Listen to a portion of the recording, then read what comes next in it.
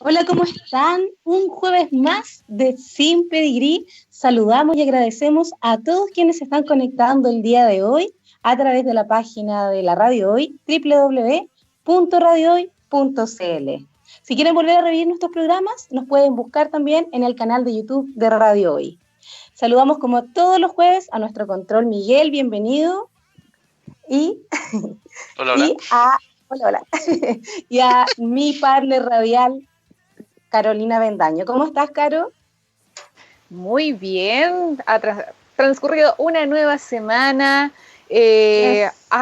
hemos tenido frío esta semana, hemos tenido días más parciales, como que de una u otra forma parece que se nos viene encima septiembre, que también es muy cambiante.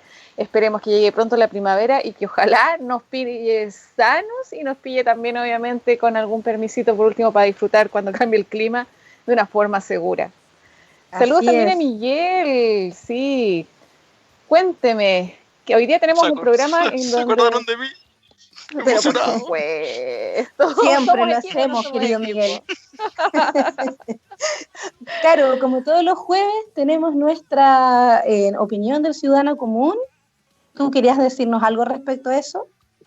Sí, por supuesto. Todas las semanas de partida tenemos opiniones de todas las semanas así. Temas, pero claramente hay algunos que hay que resaltar sí o sí ocupando este espacio para poder promover el diálogo con respecto a temas que nos afectan a todos.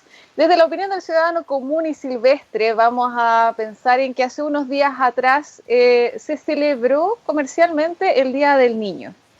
¿Cuál es la opinión del día de hoy? Claro, hay una contradicción. Hemos sido testigos también durante las últimas semanas de los terribles hechos en donde existe una vulneración de los derechos y de la dignidad también de los niños, las niñas y les niñes, en el que aún hasta el día de hoy como gobierno tampoco hemos resuelto. Se pasa a llevar los derechos. Culturalmente tampoco hemos considerado a las niñas como personas con derecho. Tenemos la mala costumbre de una u otra forma tratarlos como objetos de pertenencia, no les escuchamos sus voces, caemos en negligencias como sistema y después nos terminamos quejando y tratando de delincuentes o lamentando situaciones terribles justamente cuando hay un sistema que no se hace cargo y nos incluimos todos dentro de esto.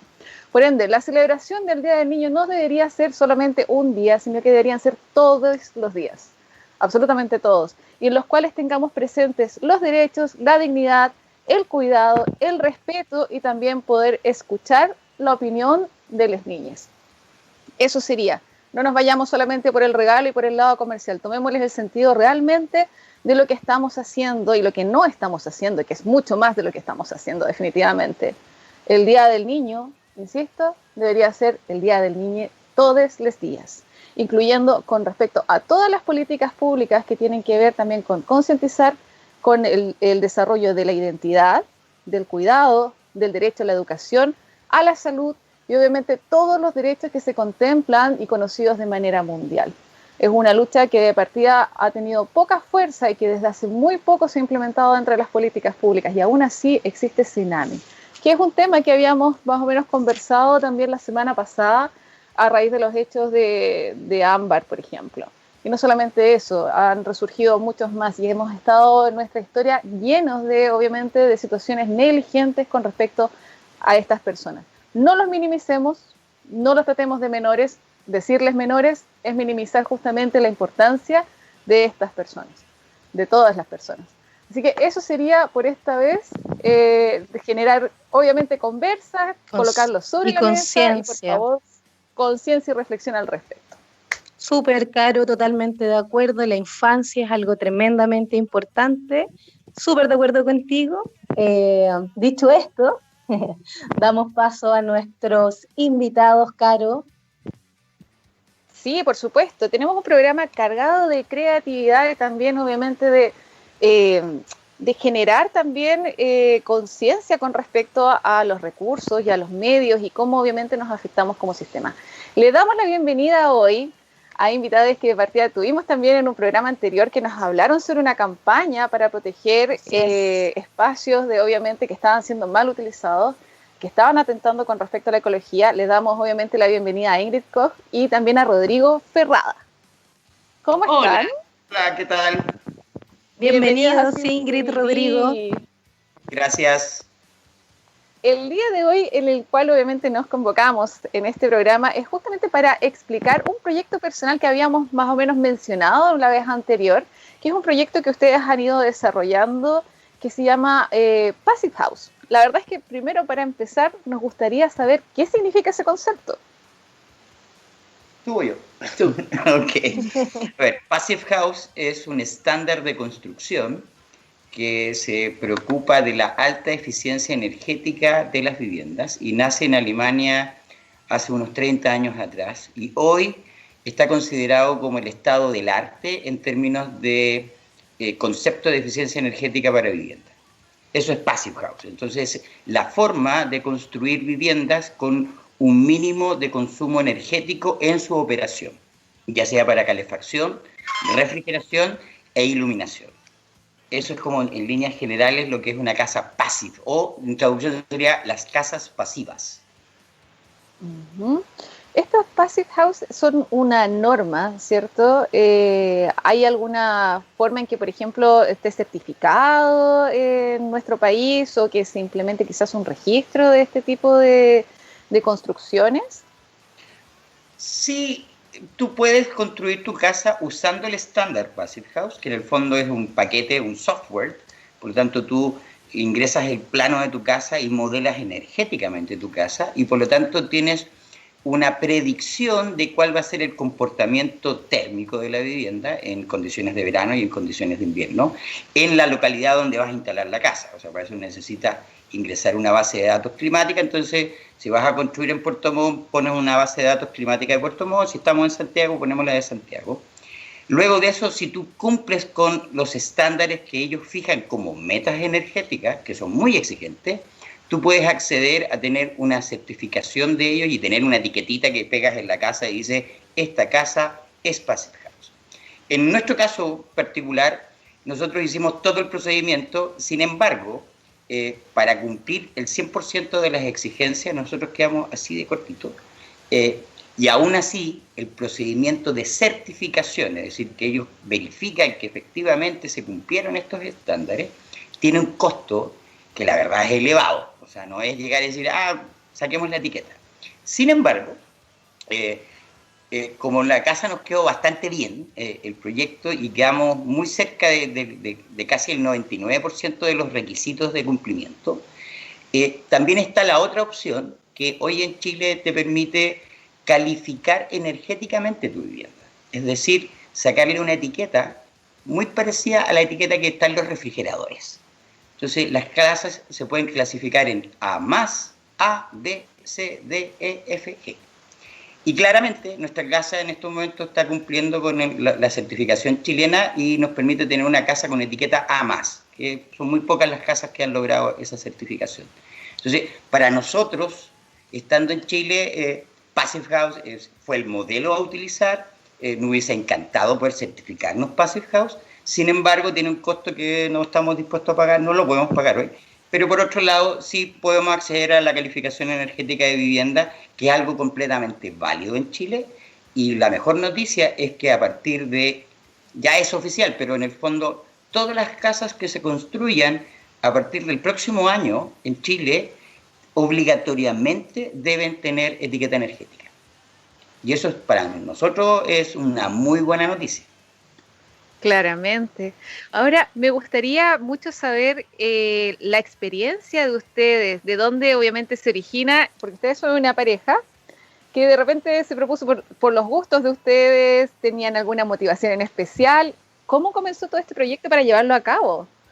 Mira, ahí lo interesante es Rodrigo un día, hace varios años atrás, me dijo, yo quiero hacer un curso Passive House porque con eso podríamos construir la casa quizás en el futuro. Nuestro sueño siempre fue tener nuestra parcela, volver a la naturaleza. Yo soy de Sudáfrica y crecí en el campo ahí, entonces la idea siempre fue, si vamos a invertir en tener un crédito hipotecario por el próximo 20 años, que sea la casa de nuestros sueños, que no sea un departamento muy caro en Santiago. Volvemos a tener el espacio y con eso decidimos ya, pero queremos una casa que primero tiene poco impacto en el medio ambiente y segundo, que tiene un nivel de confort alto, porque lo que sufrimos en países como Chile, en Sudáfrica, es en verano nuestra casa tiene demasiado calor y en invierno todos estamos sufriendo con el frío. Entonces queríamos tener un lugar que no tiene que preocuparse de tener 5 capas en invierno y dormir con 4 frazadas, etc. Entonces eso fue el sueño de tener un nivel de confort alto en toda la casa y que tiene un costo operacional lo más mínimo posible. Y eso lo cumplimos. Sí. Y eso Genial. lo cumplimos. Priscila, ¿tienes alguna pregunta? Sí, claro, les quería hacer la siguiente consulta. La casa de ustedes, bueno, está construida con este estándar energético maravilloso y una de las cualidades que tiene son las ventanas con termopanel. ¿Ah? Quería preguntarles un poco sobre esto, sobre las ventanas termopanel que aíslan el frío, el impacto que esto ha tenido y cuál es la diferencia, por ejemplo, a la larga, digamos, en temperatura, porque sé que Ingrid también siempre está monitoreando su casa con termómetros para ver eso. ¿Cuál es la diferencia en tener una ventana termopanel respecto, por ejemplo, a tus otros vecinos que no tienen estas ventanas o a la gente que tú puedas conocer en Santiago? Por ejemplo, manejamos de repente temperatura aquí 11 grados y tu casa está a otra temperatura. ¿Cuál es esta ventaja de esta ventana? A ver, la ventana de termopanel claramente vino a revolucionar un poco la industria de la construcción. Sin embargo, yo siempre digo, mire, usted quiere poner ventana de termopanel, hágalo. Pero antes de poner ventana de termopanel, evalúe su casa. Es decir, es como una moda. O sea, todo el mundo dice, sí, hay que poner ventanas de termopanel. Y sin dar nombres, uno puede decir, vecinos en nuestro condominio acaban de terminar de construir su casa y su casa tiene el estándar mínimo energético, pero le puso ventanas de termopanel. Entonces, uno dice, perdón, el sobreprecio que pagó por estas ventanas de sobrepanel, o sea, de termopanel, ¿cuál es el impacto con respecto a la casa? ¿Cómo se va a comportar la casa? Sin duda que se va a comportar mejor. Sin embargo, la verdad es que el resto de la casa no está acorde con las ventanas y por lo tanto el impacto de esas ventanas en esa casa no va a ayudar mucho. Y probablemente el negocio era tomar ese presupuesto de ventanas y meterlos en mejor aislación en la casa. Y esa ecuación es la que normalmente no se está haciendo.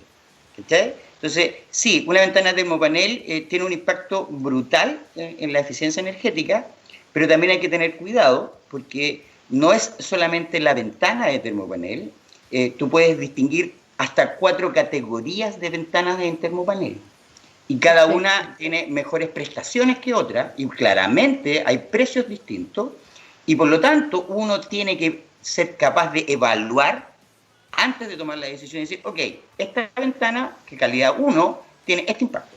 Esta tiene otro impacto, otro impacto, otro impacto y distintos precios.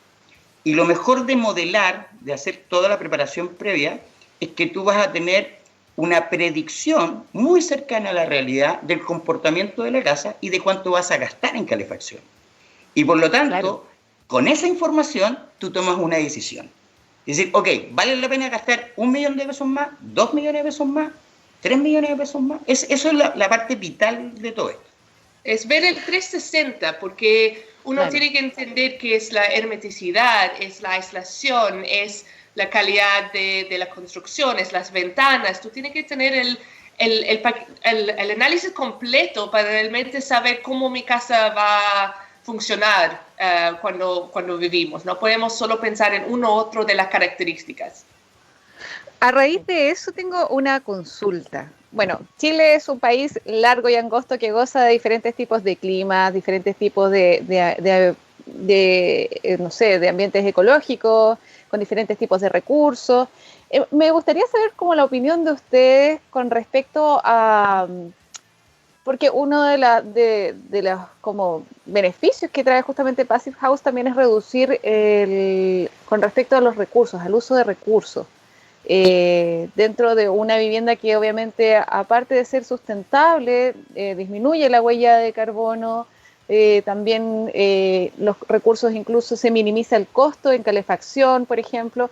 ¿Cuál es la opinión de ustedes, por ejemplo, con la situación en los lugares que están más contaminados durante esta época, que es en el sur, por ejemplo, por el uso de la leña?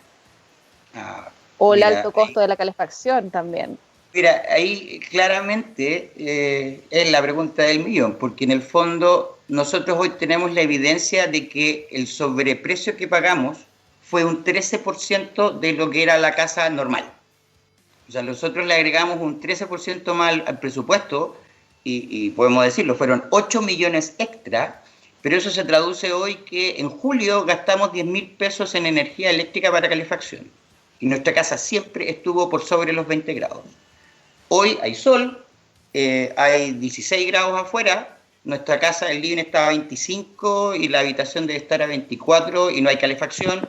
Y sabemos que, ya sabemos, que hoy día no vamos a prender la calefacción, no se va a prender.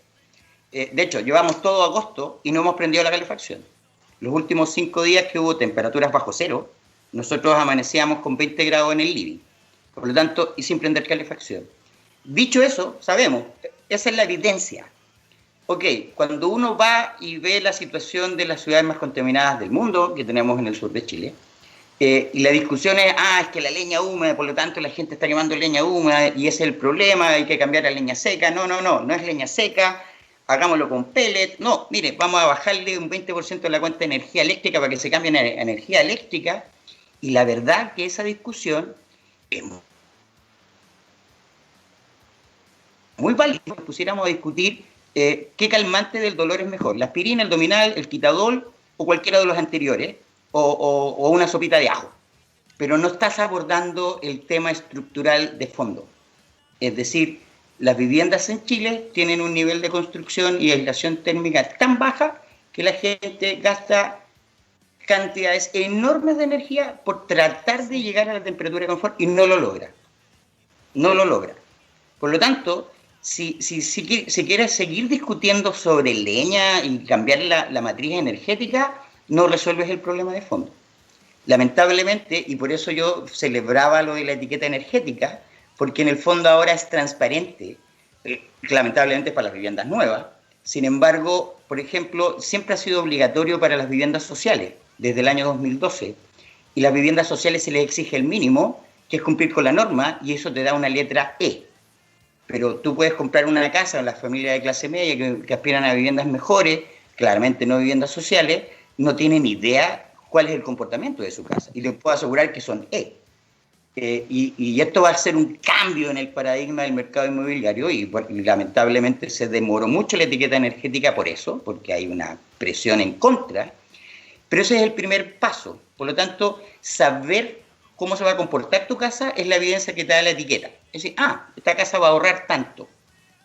Por otro lado, yo creo que el próximo paso es, los países OCDE cada 7 años hacen una mejora en su ordenanza técnica con respecto a aislación. Y en Chile la última se hizo el 2007. Por lo tanto, llevamos harto años sin hacer nada, con la excepción de las ciudades más contaminadas que se hicieron programas de descontaminación ambiental y se modificó la reglamentación térmica. Pero el impacto que está teniendo esa mejora de la reglamentación térmica en esas ciudades es mínimo. Por lo tanto, sí, construir de estas características, ojo, no tienes que construir una casa passive house, pero si tú mejoras la condición enérgico-térmica de las viviendas sociales y las sacas de la letra E y las pones en la letra C, tú te ahorras un 50% de energía y por lo tanto te ahorras un 50% de leña y por lo tanto te ahorras un 50% de contaminación. Y desocupas las salas de urgencia de los hospitales y es toda una situación de salud pública estructural. ¿Cachai? Claro. Nosotros tratamos romper un poco este mito que construir bien es solo para los ricos, porque no somos ricos, tuvimos la suerte de poder ir al banco y tener un crédito, pero este tipo de construcción, usar este criterios, puede ser desde una vivienda social hasta un torre de 25 pisos de departamentos, hasta una casa del campo. Cualquiera puede aplicar este mismo concepto. Sí. Y ojo, si uno lo ve en Europa, a partir de este año, en la Unión Europea, el Código de Construcción General para la Unión se llama Near Zero Energy Building, o edificios de energía casi cero, y está basado en Passive House. Y eso es como la última mejora. O sea, las nuevas viviendas de Europa tienen que tener un ahorro respecto de la vivienda tradicional del 90%. Y es más o menos lo que Rodrigo. Priscila. Sí, les quería hacer la siguiente consulta. Si las personas quisieran poder construir bajo estos estándares, ¿ustedes asesoran para poder hacerlo? En estos momentos estamos armando equipos con arquitectos justamente para abordar construcciones, porque hay gente que vio el blog y les gustó, ¿claro?, y nos contactaron. Y claro, yo no soy constructor, y claramente ahora tengo la experiencia de decir, vivimos en el laboratorio, por lo tanto sabemos cómo se comporta y qué funciona y lo que no funciona. Y sí, estamos trabajando con un grupo de arquitectos para desarrollar maquetas de proyectos para clientes finales. O sea, si gente quiere construir, sí, estamos armando equipos para eso. Perfecto. Sí, ojalá también promover, también ahí tocar las puertas del gobierno, a ver si pueden desarrollar también planes para las viviendas sociales, que también sería bastante bueno, sobre todo por todos los beneficios. O sea, Rodrigo hace un rato mencionaba la cadena de eventos que se desencadena cuando obviamente se construye una casa que sea equilibrada, que sea de partida, que genere la mejor forma, un bienestar para quienes viven ahí, no solamente con respecto al uso de recursos, sino que también de cómo afecta al estado de salud, a los sistemas en general, de no sobrepoblar, por ejemplo, las urgencias y todo. Como para ir cerrando esta entrevista y agradeciéndole montones, nos gustaría saber la dirección del blog o qué formas, por ejemplo, las personas que están interesadas pueden contactarlos, a ver si nos pueden dar la dirección. Perfecto, sí. Nosotros tuvimos el sueño de compartir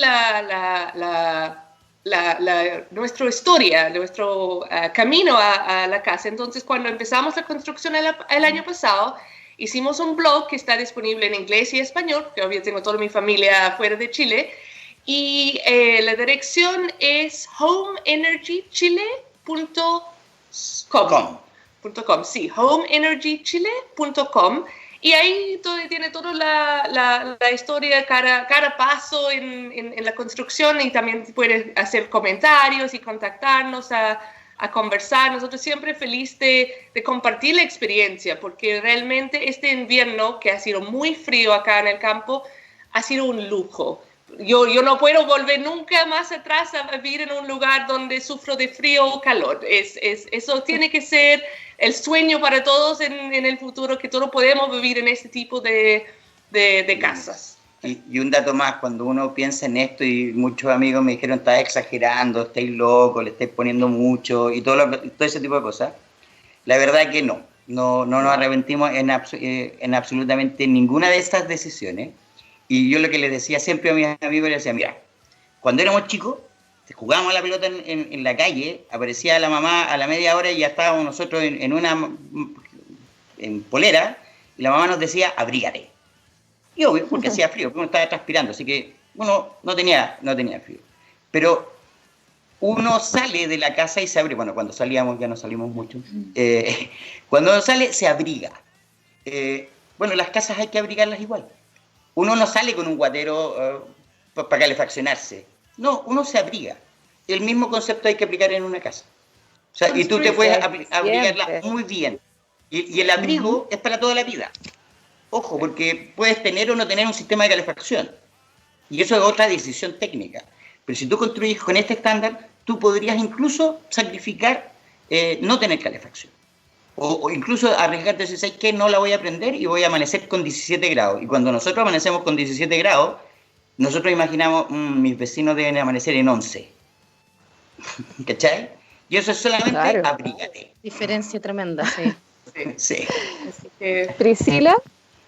Nada, bueno, agradecerles, invitar a la gente a que revisen el blog que ustedes tienen. Es muy interesante cómo van contando paso a paso su historia de inicio hasta el día de hoy, del comportamiento de la casa, cómo ha sido este proyecto. Poder agradecerles de verdad que se hayan podido estar hoy día con nosotros, porque es un proyecto muy interesante y las consecuencias que trae al futuro, la verdad que son tremendas. Así que nada más que agradecerles. Gracias por la oportunidad, realmente. Gracias es un a usted. honor. Sí, gracias por la oportunidad de contar la historia. Sí. Si quieren nos pueden invitar de nuevo, porque vamos a hablar horas. Nos encantaría. Aparte que es un tremendo Muchas aporte, gracias. sobre todo con muchas ganas de generar cosas buenas, y eso se agradece por montones. Nos vamos entonces de este bloque. Sí. Priscila, vas a presentar el tema. Agradecida entonces a Rodrigo. Sí, nos vamos, no se separen, nos vamos a una pausa y los dejo con una banda que viene al segundo bloque. No se lo pierdan, esto es Tronador, el último rey.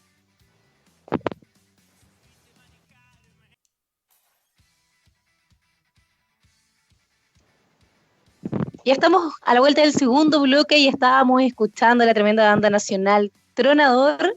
Los dejamos con un adelanto porque están con nosotros el día de hoy. Bienvenido, Cristian, ¿cómo estás? ¿Cómo están, niñas? ¿Cómo está todo bien por acá? ¿Todo bien? Muy bien. Maravilloso tenerte en Sin Pedigrí, bienvenido. Sí, gracias por la invitación. Tenía que venir algún día a asomarme por acá, pues.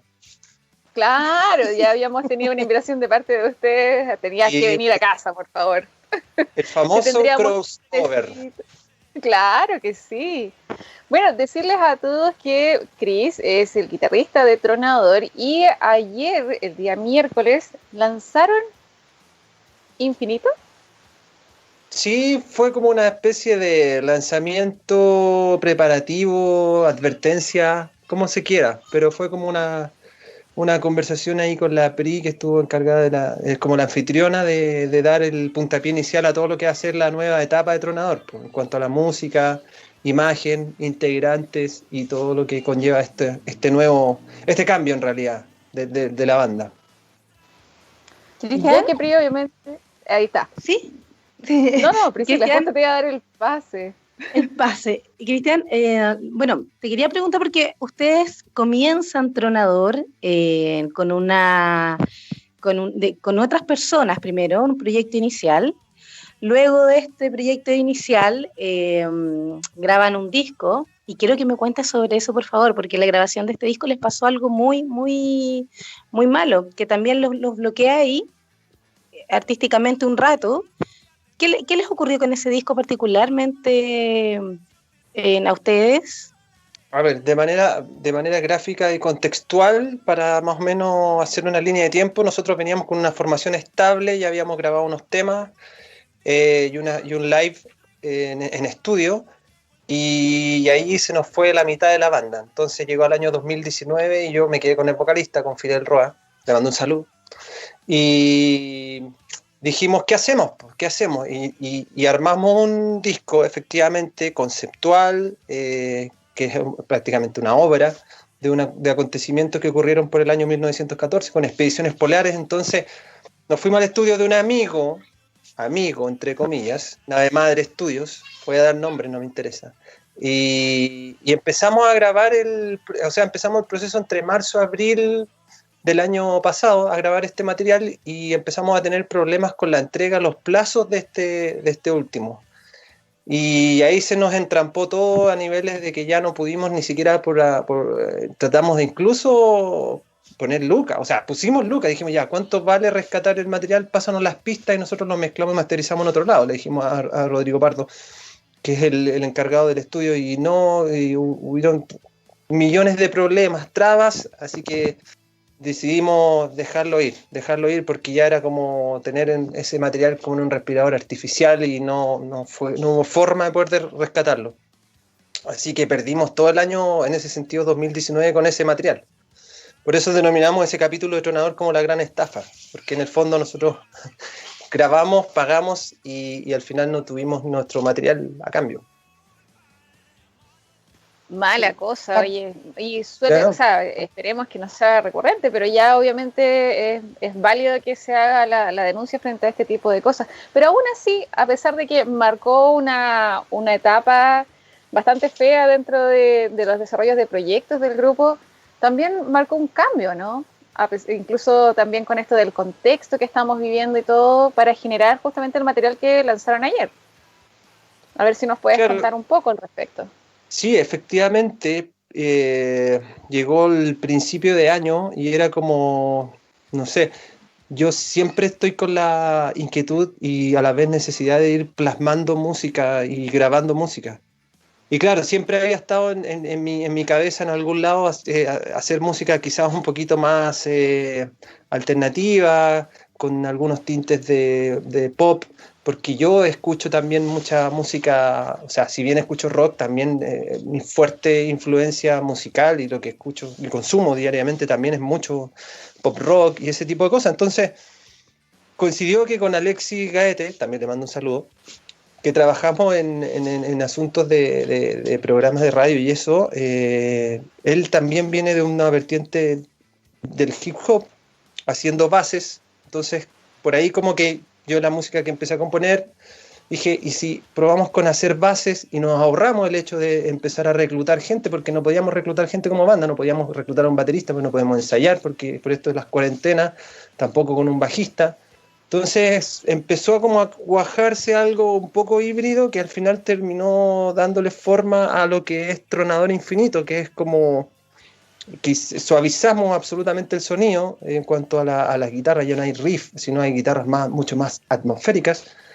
Esto sumado a las bases de Alexis Gaete, entonces, claro, y Fide en la voz, y yo tocando bajo, nos ahorramos toda la vuelta y salió mucho más práctico, trabajando en distancia, lograr este colectivo que ahora es Tronador Infinito, que es la nueva música que empezamos a promocionar, a contar de ayer, digamos. Cris, ustedes ya, bueno, venían haciendo rock, que son los inicios de lo que hace Tronador, hacen este cambio, les ocurre esta mala jugada del disco, y hoy día son Tronador Infinito. ¿Cuánto también pesa el hastiamiento que hay sobre la escena musical nacional con el rock? Porque es bastante acotada. Conversábamos la otra vez que da la sensación de que es mucho más de amigos, es un circuito mucho más cerrado. ¿Cuánto también pesó en eso en ustedes? El decir, ya, ¿sabes qué? Nos vamos a desmarcar de un poco de lo que ya veníamos haciendo antes. Sí, mira, esto salió no intencionalmente desde el minuto cero, sino esto fue en el proceso que yo le enviaba las guitarras grabadas a Alexis y Alexis me mandaba de vuelta los beats y las bases que tenía en mente y empezamos a armar estas canciones. Fue ahí cuando nosotros, que a la vez trabajamos en difusión de música independiente y todo ese rollo, y yo vengo cargando cosas de rock de hace bastante tiempo, empezamos a ver se nos empezó como a abrir el panorama, decir, ya mira, si estamos en esta movida más popera, si se quiere, podemos apuntar hacia un mercado más, también en portales y también en, no sé, revistas digitales y en todo ese ámbito de cosas más pop, podemos enrielarnos ahí porque también traemos la carga de la situación rock que en el circuito que hay. Los sitios hay sitios efectivamente, pero son muy acotados. Encontramos nosotros que es muy acotado en el mundo rock, es muy chico. Además, la mayoría de los medios se manejan, bueno, últimamente han sido bastante denunciados, entre comillas, el hecho que hay sitios que te cobran por difundir tu música, y están los otros sitios un poquito más conocidos, que eso ya es más difícil entrar, porque si no eres amigo de los dueños o la gente que trabaja ahí, no te van a dar boletos, y eso lo vengo comprobando yo hace tiempo, porque no es una cosa que, digamos, yo pueda decir, oye, te estáis pasando películas con tu música, ni nada por el estilo, pero yo de verdad encuentro que, o sea, yo, al momento de grabar, siempre los estándares son altos, o sea, pagamos grabaciones caras y eso, entonces por ahí no puedo ser discriminado, sino netamente es una cuestión de no ser amigo de el hecho de no estar ahí en la palestra, o también no pagar para estar ahí en la palestra y estar en los sitios. Entonces, claramente se contrapone ese punto con lo que estamos haciendo ahora, y entramos como en esa apuesta de ver en este terreno nuevo para nosotros si podemos entrar, y si no funcionan, que a mí yo quiero pensar que no es así, si no funcionan como en el mundo del rock, que está muy, como siempre se ha dicho, como apitutado, y bueno, la tendencia también de que hay sitios que definitivamente cobran por estar, por poner a las bandas. Sí, Priscila. claro, quieres decir. No, y lo que te iba a decir que, bueno, finalmente aquí yo un palo para todas las emisoras en general. Siento que no hacen la pega, de mostrar lo que hay, gente con mucho talento. No es posible que tenga que haber una ley con un 20% para que se pueda tocar música nacional de forma obligatoria. Muchas veces se dice, oye, sí, los circuitos que la música nacional no da, no vende. Yo digo, pero si no hacen la pega de mostrarla y de difundirla, ¿cómo la gente la conoce? O sea, menos mal que hoy día están las redes sociales, hay mucha autogestión, plataformas que hacen mucho más fácil el acceso de poder mostrar la música a la gente. Entonces, también hay un tema con las emisoras y lo que ocurre mucho con los músicos, oye, de que terminan un poco hastiados también de dejar de querer hacer música, que es algo tan lindo. Esa es mi reflexión respecto un poco a las emisoras, y para eso está Radio Hoy, por supuesto, para mostrar todo lo nacional, pero siempre lo estamos apoyando. Sí. Oye, Cris, dime. Sí, te voy a preguntar, lo que se viene ahora, ¿ustedes están trabajando en un EP? Sí, de 4 canciones que ya tenemos presupuestado en un par de meses ver la luz. Y bueno, ver cómo funciona eso, porque para nosotros es como, en ese sentido, es como partir de cero.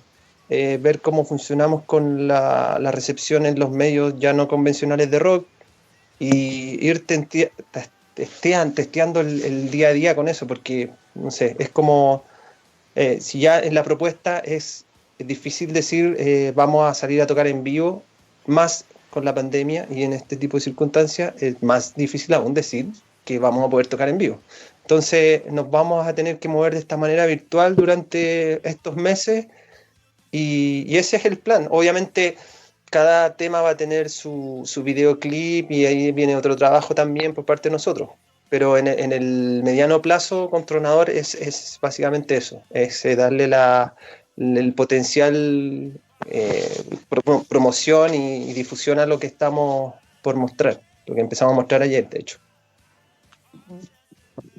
Sí, esto por ejemplo, ya el contexto ha generado situaciones, lo mismo que decías recién, de tirarse por un buen tiempo en plataformas virtuales, pero igual como que le hemos ido encontrando el gustito, quizás incluso frente a un mercado que es muy difícil meterse, por ejemplo, por medios tradicionales.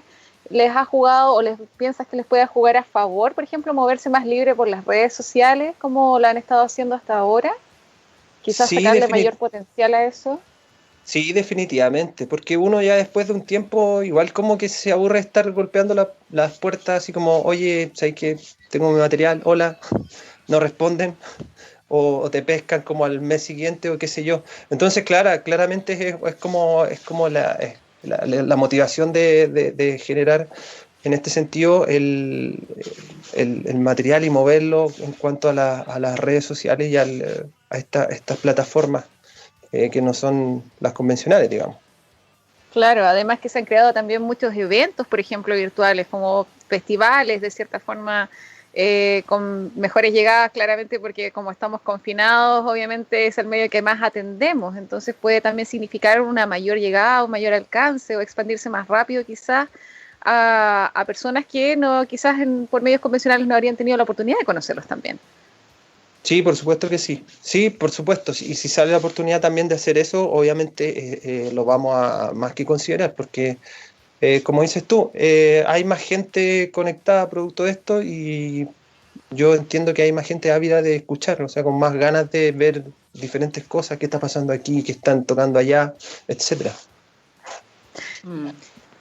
Sí. Una pregunta también diferente. La verdad es que más que nada de opinión personal, Cris. Con este cambio con respecto, bueno, realmente de generar un estilo diferente al que estaban trabajando antes como Tronador, ¿te gusta lo que ha resultado con Infinito? ¿Van a seguir intentando quizás por esa línea o generar quizás más cambios aún dentro de la música que produce Tronador? Quizás experimentar. Mira, yo siempre había tenido la curiosidad de hacer algo así. O sea, no algo así como en lo que terminó ahora, pero siempre me había picado el bichito porque yo, como les decía anteriormente, escucho también otro tipo de cosas. Y cuando se dio la oportunidad y al escuchar los temas, claramente es como se te abre el apetito, por supuesto que sí. No lo sé si seguir en la misma línea, porque esto es como una apuesta, en el sentido de que vamos a esperar o sea, no vamos a esperar un feedback de todo el mundo que nos diga, oye, está bien, está mal, no, pero sí de ver la reacción de la gente, o los amigos en este caso, que escuchaban el antiguo Tronador y lo que escuchan ahora. Entonces eso genera como una sensación así como que entretenido lo que viene, que es súper entretenido. Pero así Oye, como... respecto... ¿Mm? Disculpa, Cris, te interrumpí. Termina la idea. No, sí es como, pero así como para proyectarlo en el tiempo, porque igual, bueno, ahora les voy a contar una exclusiva a ustedes, por ser exclusiva, porque me caen bien. Pero existe la posibilidad real de rescatar la obra que nos estafaron. O sea, no rescatarla, sino volver a grabarla con otros músicos, por supuesto. Que sería como el siguiente paso, ¿cachai? Por lo tanto, eso de seguir con Tronador Infinito, es que es todo relativo. Es todo relativo, pero en un comienzo, como para terminar la idea, es como vamos a ver esto y a mediano y corto plazo hacer lo que tenemos que hacer y de ahí vamos a ver qué sucedió con esto, como para seguir o tirarlo para otro lado, no lo sé. Que resulte de la mejor forma, definitivamente. Sí, lo que te iba a decir que maravilloso sería que pudieran rescatar eso que estaba ahí. Sí. Nada, felicitarlos por el desafío que se han tomado. Uno, trabajar en pandemia y hacer música sí es complicado. Desmarcarse de algo que venían haciendo hace mucho tiempo y por lo cual eran conocidos, que es rock, también es complejo, es tomar la decisión en hacer algo bastante distinto y... Me gusta eso que se atrevan a hacer cosas, por ejemplo, incluir a Alexis, que cada uno lo que trae lo vaya aportando, Alexis con su hip hop, con sus bases, tú también, porque hay otro lado tuyo también que te gustaba aparte del rock, que lo puedes desarrollar hoy día, y Fidel también, así que nada, felicitarlos porque encuentro súper bueno que la gente se atreva a hacer este tipo de cambios y por trabajar también en estas condiciones que no es muy fácil trabajar haciendo música con pandemia. Y ahí Priscila coloca énfasis en que no es fácil. Sí, no es que fácil. No. Estas cosas que a uno se le ocurre, estudiar locución, ser músico, no son fáciles. Así que nada, estamos en las veredas del frente, Cris. El Cris es músico y yo muestro lo que ustedes hacen infeliz, algo que me encanta. Agradecerte el poder haber venido hoy día al programa. No lo despidamos todavía. Sí, no. Porque a mí me gustaría que participara en lo que viene, que es obviamente nuestra parte más rica y exquisita del programa de partida. Así es, no le iba a despedir, le iba a decir que se quedara justamente porque está sonando nuestra copa, nuestra Caroleya, Cristian. Te presentamos a nuestra Caroleya, bienvenida, ¿cómo estás? Muy bien, aquí... allá que hemos estado hablando tanto de sustentabilidad y también de alguna estafa, les voy a dar un dato para que pongan ojo. Cuando hablan mucho de vino sustentable, vino orgánico, vino natural, uno desde afuera no sabe de qué se trata, ¿no es cierto? Y la mejor forma de saber de qué se trata es entender que sustentabilidad, así como hablaban nuestros amigos de la casa, que tenía toda una logística y un sistema de poder utilizar el calor, la energía y todo, aquí pasa lo mismo en las viñas. Una viña sustentable es la que se preocupa de que todo su sistema para poder producir el vino no tenga impactos medioambientales y que se puedan reutilizar las energías lo mayor posible. En cambio, orgánico es un sistema distinto de vinificación, donde no se utilizan elementos químicos para su mantención, y algunos son necesarios, lo que hace que muchos vinos orgánicos no sirvan para la guarda. Por ejemplo, el uso de sulfitos. Los sulfitos, que siempre toda etiqueta, contraetiqueta, dice atrás, tiene sulfitos, indica un vino que te ayuda a preservar de mejor manera en el tiempo un vino. Y eso hace que además, junto con cuánta cantidad de madera, paso por madera, como lo vimos la otra vez, cuánta barrica tiene, cuánto no, ayuda a que el vino pueda durar en botella hasta 10 años, 15 años, sin problema. En cambio, sustentable puede usar este tipo de productos y levaduras que no son orgánicas, hay otras que usan levaduras naturales para la producción de vino, y ahí se diferencia. Entonces, en uno hablamos de vinos que tienen una producción sustentable, que son sustentables, y los otros que son orgánicos que tienen, o naturales, que tienen un proceso natural. Está el otro concepto, que es biodinámico, que además de ser orgánico y muchas veces no sustentable, que ahí hay que tener ojo, porque muchas veces pueden ser orgánicos, o sea, producidos naturalmente, pero no sustentables y utilizan de más los recursos naturales. Existe el otro sistema que es biodinámico, y es que además se rigen por toda la cultura, un poco del paso de las estrellas, de toda esta cultura ancestral que teníamos sobre producción y cuándo podar, según el movimiento astral, el movimiento de la luna, de las mareas. Y ahí hay otro componente. Hoy en Chile tenemos de los 3 tipos. Y hay que buscar siempre cómo saber. Porque todos decimos, ya, si yo pruebo un vino orgánico, sustentable, oliendo, degustando, ¿voy a entender la diferencia? No. La única forma de poder saber qué viña es qué o qué vino es qué es leyendo algo que nadie hace, las contraetiquetas, y buscar los sellos de certificación. El Wine of Chile, que es la asociación que agrupa la mayor cantidad de viñas en Chile, tiene una certificación internacional de sustentabilidad. Aquí hay otro que, por ejemplo, algunos que están viendo, tiene varias certificaciones: orgánico, sustentable, y eso ya lo hace un potencial mejor. En cambio, acá hay otro que tiene que es solamente sustentable. Y así podemos entender la real diferencia. Ahora, ¿qué pasa con los vinos orgánicos? Tienen un poquito todavía de mala fama, porque no han llegado a igualar la calidad de los vinos normales. Ahora, en Chile, ojo, es súper fácil ser sustentable, porque Chile, como alguna vez lo hablamos en alguno de los capítulos, tiene barreras naturales maravillosas: el desierto, la cordillera, el mar y la Antártica, que permiten que la producción del vino no necesite ni de pesticidas químicos muy abrasivos o muy intensos. Al contrario, muchos utilizan incluso el control de plagas naturales para eso, el control incluso de la maleza de manera natural y de fertilización, con uso de ovejas, de gansos, que se pasean de manera organizada por los distintos cuarteles. Entonces, Chile ya tiene muy avanzado la parte sustentable y también orgánico en ese sentido, porque utiliza muy pocos químicos para la producción o elaboración de sus vinos. Así que el mejor dato que les puedo dar, sigo insistiendo: llamen a los call centers hoy de las ventas directas a las viñas y aprovechen, porque comienza una venta bodega. Al menos ya sabemos, todos los datos los tiene la Priscila. Contactan a la Priscila y hay una venta de bodega con vinos directos, así de viña al consumidor, con precios muy asequibles para que disfruten y se preparen para celebrar, aunque estemos en nuestras casas, ¿no es cierto? Oye, tremendo dato, Caro. Me encantó lo del bio, ¿cuánto se llamaba? Biodinámico. Oh, me encantó. Lo encontré maravilloso. Sí, tenemos grandes orgánicos. Fíjate que yo no les encuentro tanta diferencia, pero hay gente que lo nota. Sí, me gustaría saber si... Yo me pongo biodinámico cuando tomo. Quería saber si nuestro invitado Chris tiene alguna pregunta para nuestra Carolella, que ha sido una seca.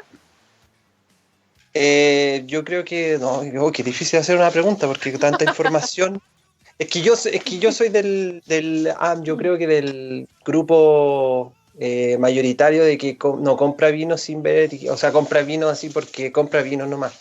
Yo me declaro así ultra ignorante en el tema, o sea, podría hacer 45 preguntas porque no leo ni la etiqueta de atrás, nada del estilo. Soy como súper hippie, si se quiere, al momento de comprar un vino.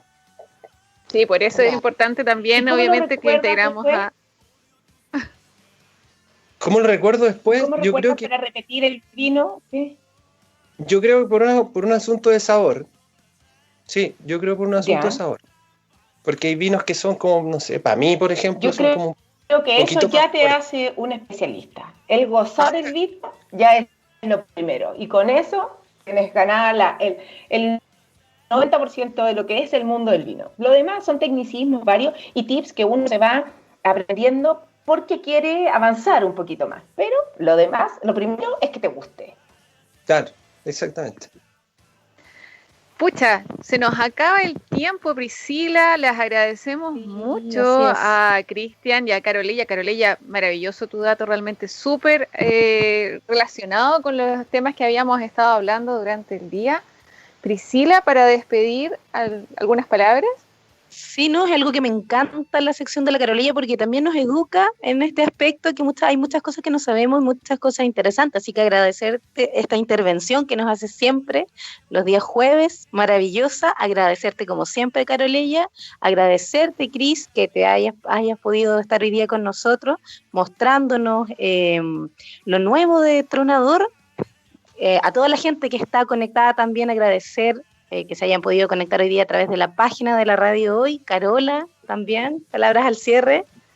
Sí, agradecer a todos, obviamente, quienes escucharon el programa, también a nuestros invitados, recordar la campaña de recolección de fondos de Repensarnos, que fueron los invitados de la semana pasada, y también de adquirir Lagrimal, que fue el lanzamiento el día de ayer de Héctor Margaritas, nuestro querido poeta performance. Lo tuvimos acá también. Oye, pero nos vamos a ir... Sí, nos vamos a ir con algo de Tronador también, pues, y algo de lo nuevo de Tronador. Los esperamos a todos el próximo jueves a las 6 de la tarde, como siempre, y nos vamos a ir esto que es lo nuevo de Tronador Infinito, algo instrumental, así que los esperamos el próximo jueves. Un pedacito de lo que es Tronador nuevo. Así es.